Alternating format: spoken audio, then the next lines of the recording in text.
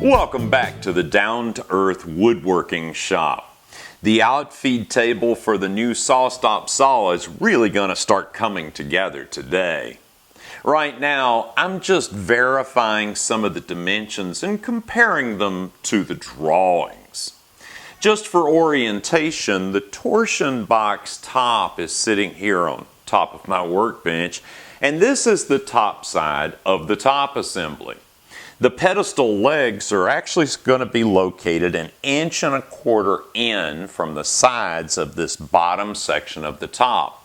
And remember, we have a 1 7/8 inch overhang. So to get the legs into the proper position here on the top, I just added the 1.25 inches and the 1 7/8 and placed the legs at 3 1/8 inches from the sides, and now they're in their proper spot. Likewise, the legs on the saw side of the top are going to be set back 5/8 of an inch from this lower section. So up here on the top, I placed the legs 2.5 inches back from the edge, and they're in the proper location. The legs on the front, or the drawer side of the assembly, are flush with the edge. With the legs in position, I can now verify the dimensions on the drawing. According to the drawing, the distance between these two legs should be 47.25 inches, and yep, that's exactly what we have. The distance between the two legs on the side should be 26 inches, and that's right on also. So with those dimensions in mind, I was able to cut the plywood panels to size. Now I made them an extra 1/2 inch long so that I could set them into 1/4 inch dados. This panel is 47 3/4 inches long, and the two side panels are 26.5 inches long. The height of all three panels is 17 3/4 inches. Now I've tried to use the SawStop for everything on this project, but my SawStop has the 36-inch fence, so to cut the large panel, I used my Festool and guide rail system. But for the other two panels, I cut those on the table saw. Since I had the regular blade back in the saw, I went ahead and cut out a few more parts too. For the face frame, I was able to get a good deal on some birch stock. I milled it square, put it through the planer until I got it just shy of 3/4 of an inch thick. I wanted the thickness to exactly match the plywood, so I'd only have to cut one size of dado in these pedestal leg assemblies. I used the SawStop to rip the pieces to the widths you see on the drawing. I also milled some 6/4 walnut square and to a thickness of 1 1/4 inches. And let me show you what we're going to do with that. I want to trim the edge of this overhanging bit of MDF, but I'd also like to give it a little additional support underneath, but still have the total thickness here thin enough to fit over that angled iron rail on the back of the SawStop. So ideally, I'd like a piece of trim that could cover this edge and then wrap around underneath to supply a bit more support. And here's how we're going to do that. After milling the walnut stock to 1 1/4 inches thick, I ripped it to 5 3/8 inches wide. Then we're going to use the dado stack to plow out the center section to a depth of 3/4 of an inch, also leaving a 3/4 inch wide piece on the side. Then I'm going to rip that workpiece in half, which will give me 2 trim pieces out of each piece of walnut. Of course, to do that, I'll have to switch the SawStop back over to the dado stack. Before I do that, let's cut these face frame pieces to length and go ahead and assemble that. Let's get started. I used the SawStop and the crosscut sled to cut all the pieces to size for the face frame assembly. Now, this face frame assembly, just like the solid plywood panel on the saw side of the table, measures 47 3/4 inches long. 1/4 inch of each style will be buried in a dado on the pedestal leg assemblies. And just like the solid pieces, this measures 17 3/4 inches in height. I've laid it out with 4 drawers, one real wide large drawer here in the bottom, which is going to be used primarily to hold the crosscut sled. And 3 drawers up here, each opening measures 12 3/4 across. So I should be able to get drawers in there that will hold saw blades, SawStop accessories, and maybe the dado set. I've mocked it up here with no glue, just a couple of clamps to hold it in place so that I could put the tick marks, and I'm going to use the domino system to put this together. I'm going to put 2 dominoes in each joint. I'm using these little small dominoes, which will be fine for this face frame assembly. So all we got to do now is start cutting the mortises, and we're ready to glue this up. Well, this comment's not specific to the SawStop, but I will tell you that I've really missed having a cabinet-style table saw in my shop. And the reason is because it gives you an additional work surface, and that always comes in handy. So it's time to cut some mortises. Let's take a close-up look at that process. All right, now I'm fully aware that this is a little bit of overkill, but just to keep things from shifting and to help me hold it, I always like to just provide a little bit of clamping on the pieces, particularly when I'm doing these end pieces here, and make sure that it doesn't move.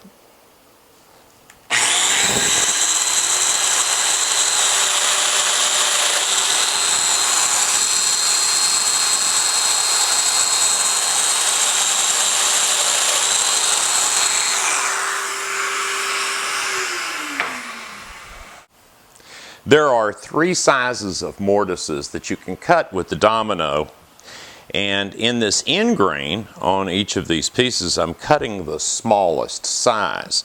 The domino will just fit in these 2. When I do the side grain on the other pieces, I'll use the medium size mortise to give me a little bit of wiggle room when assembling the face frame. Okay, now for cutting the mortises in the edge of the wood, I've just changed my little setup here a little bit to give myself a backer board so that when I press down on this, it won't slide backwards as I'm cutting these.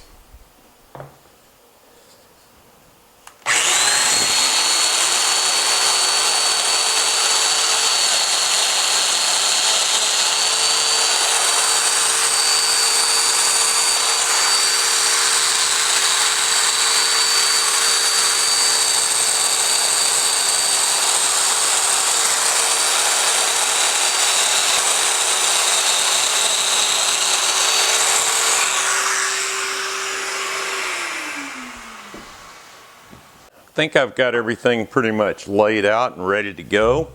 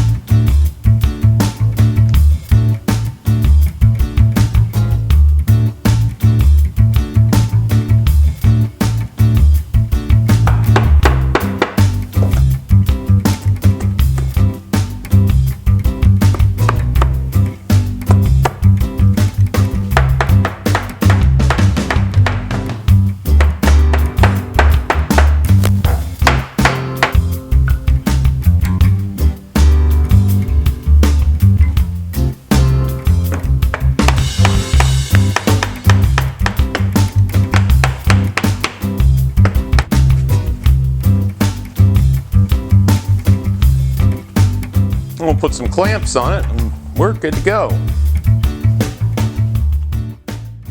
As I have mentioned earlier, the first time that I changed over from a regular blade to the dado stack, it took me a couple hours.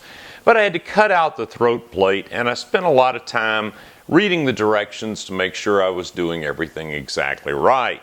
And I had to get my dado stack set. Now, I'm going to use the exact same stack that I used before, so that's going to speed things up. But let's just go through the steps, and I thought I'd start a timer, and we'll see how long it takes.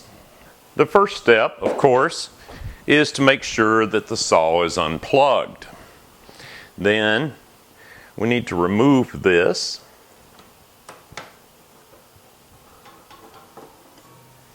And we'll crank the blade up as high as it will go, just to make things easier. And we need to remove our riving knife. And then we'll take off the blade.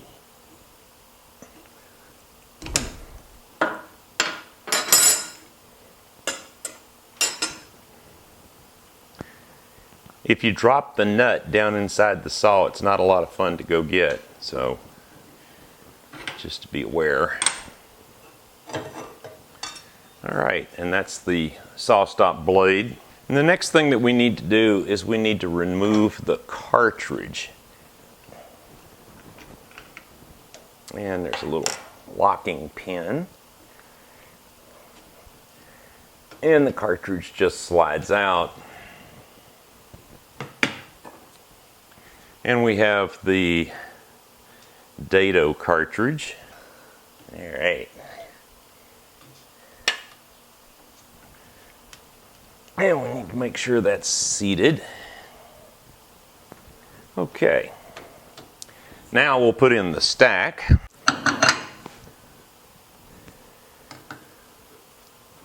There's two shims between these two chippers, and they're magnetic shims, so these are staying together.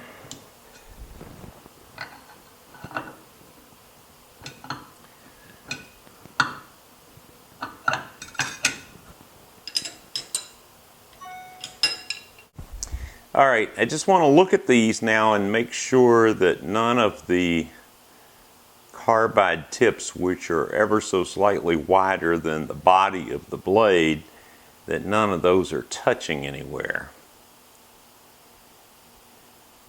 Alright, that looks good. And then the next thing that we want to do is we want to check, it shouldn't have changed, but we want to check the distance from the blade brake cartridge to make sure that we are within tolerance.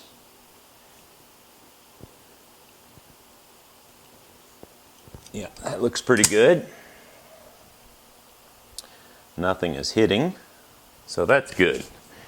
All right, it's nice to clean up these areas where the throat plate goes, and then we can install this.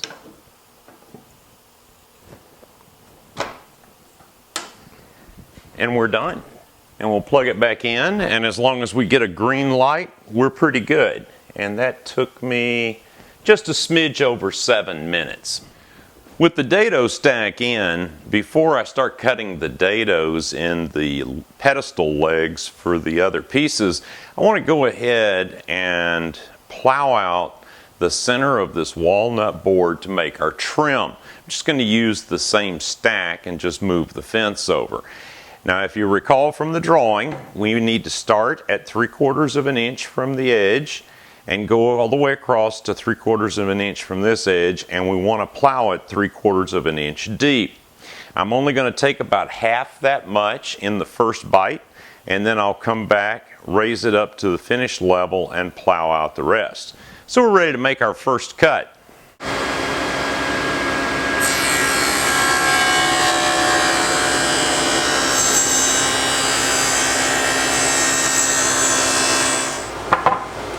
Okay, that looks pretty good. Now I just got a lot of sawdust to make. Okay, and when it's all done, that's what it's going to look like, only it's going to be deeper.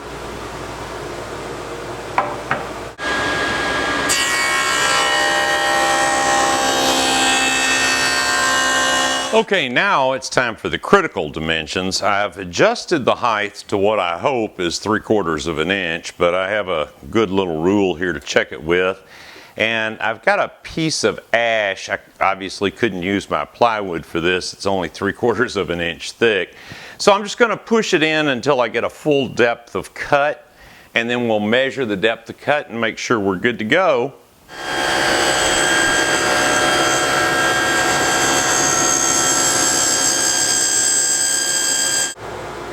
You know, that's absolutely right on 3/4, but I would actually like to have it just a hair deeper than that. So if anything, the trim is flush with the top or slightly above flush, and then I can plane it flush. So I'm going to raise this just a tiny bit.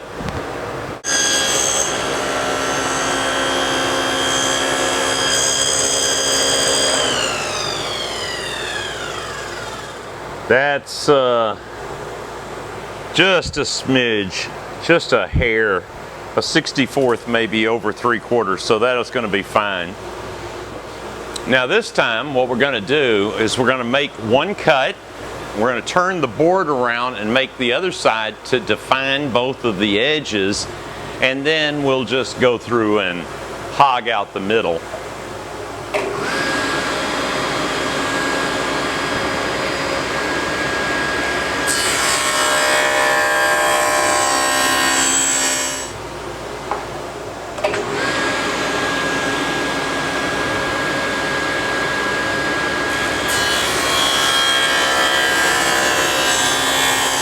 I don't know if you can see this or not, but if you've used a dado stack before, you know oftentimes you get these little fine line tracks. They're little raised tracks in between the chippers. I think where you have spacers is where those come from.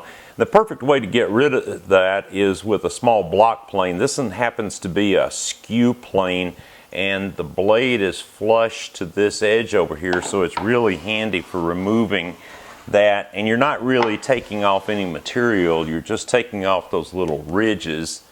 As you can see, they're just hair fine ridges. So I'm going to get this cleaned up. The face frame is gluing up, and I think with all this plowing there's no question I need to empty my dust collector, so I'm going to do that, clean up a little bit, call it a day, and tomorrow we'll get started on the rest of this, cutting the dados for the pedestal leg assemblies. Be sure to click on part 4B coming very soon. We'll cut the dados and the pedestal leg assemblies, and we'll glue up the base. Look forward to seeing you, and thank you so much for watching this video.